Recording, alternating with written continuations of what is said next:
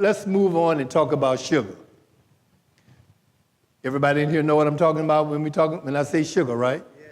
We're going to be talking about diabetes. Just in preparation for this talk, I kind of like to read the latest information. And this morning, around 3 o'clock, I read an interesting article about pre-diabetes. And I didn't learn anything from it because I had already experienced this in my own practice.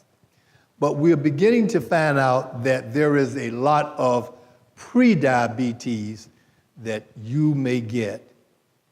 And the bad thing about it is that your doctor doesn't tell you that you are pre-diabetic.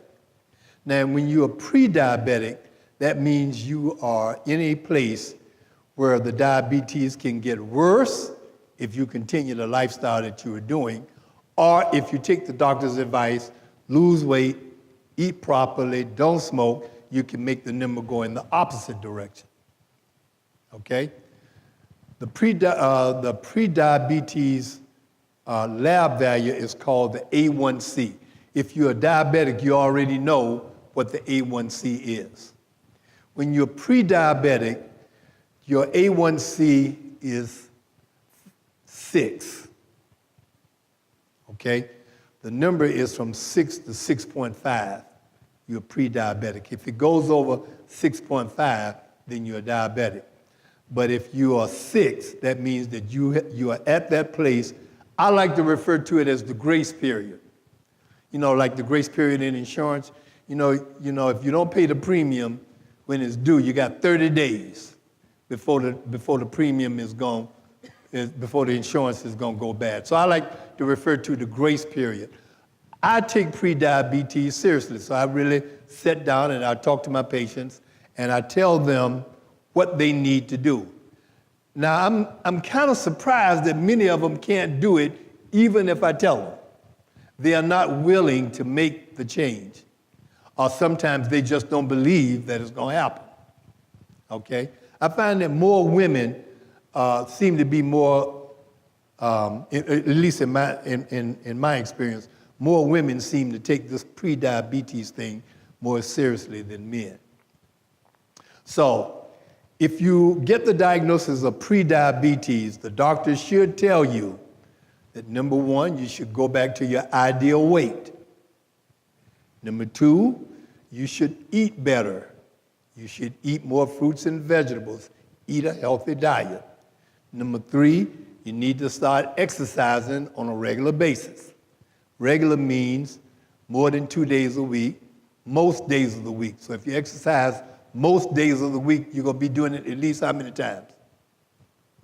4. Thank you very much.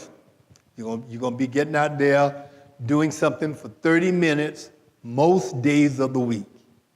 So now, you can't just do 2 of those things and continue to eat poorly and not do exercise and think that your pre-diabetes is going to go away. You got to do all of those things. And then, of course, you're not going to know whether or not you have reached the goal unless you go back and have the A1C done again. So the A1C will have to be monitored because most patients don't have symptoms of diabetes if they are pre-diabetic. So that's very, very important. So A1C, if your A1C is between 6 and 6.5, you got the opportunity to do some things to make it go back toward normal, if you can do it. Okay? So pre-diabetes is something that you should, have yourself checked out for. Now, the other thing that will cause pre-diabetes is that you have a family history of diabetes, and no matter what you do, that number is going to be where it is. Okay?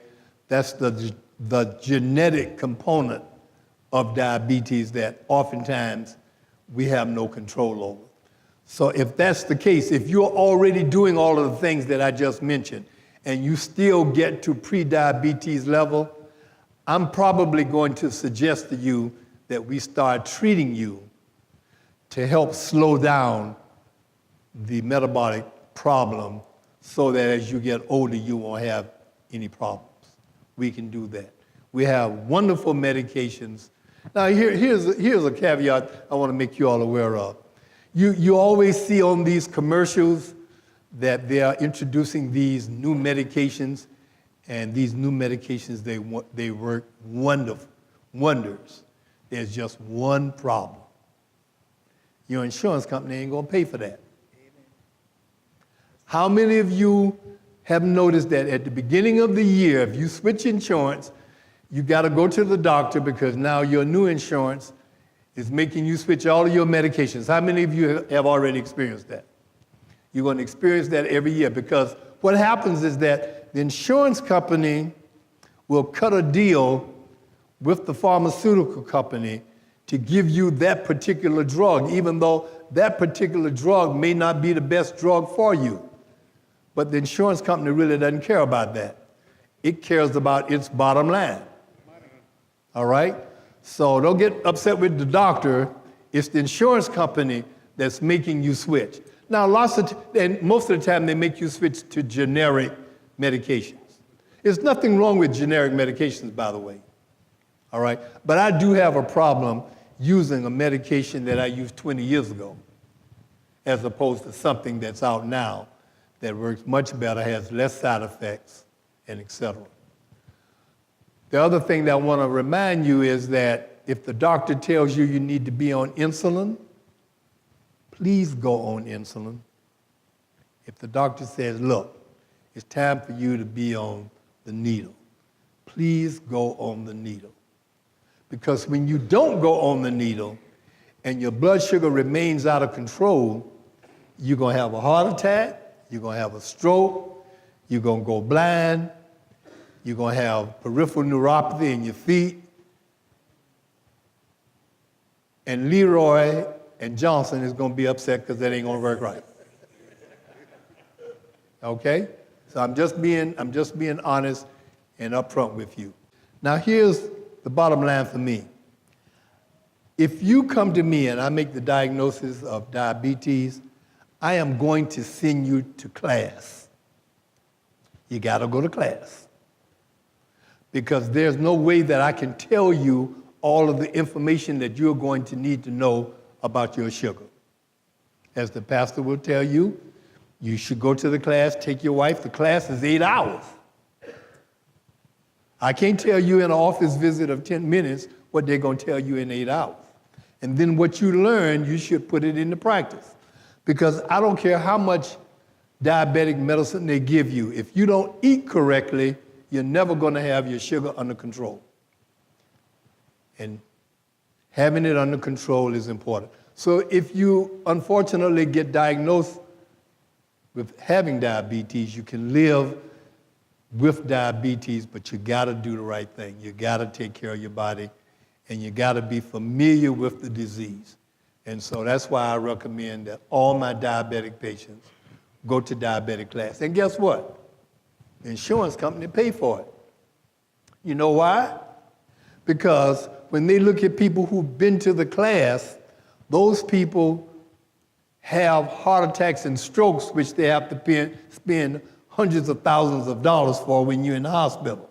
So that's why they pay for that. They pay for you up front to go to class, and hopefully you'll put what you learn in the class in your daily life to keep that complication from happening.